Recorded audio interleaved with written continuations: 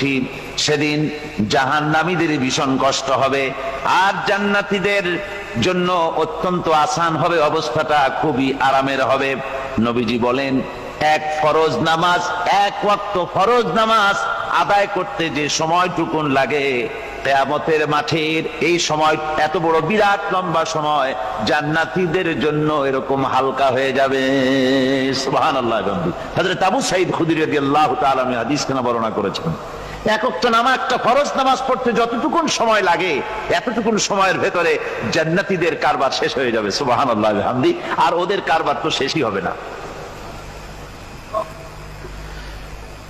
وَيَوْمَ تَشَقَّقُ السَّمَاءُ بِالْغَمَامِ وَنُزِّلَ الْمَلَائِكَةُ تَنزِيلًا।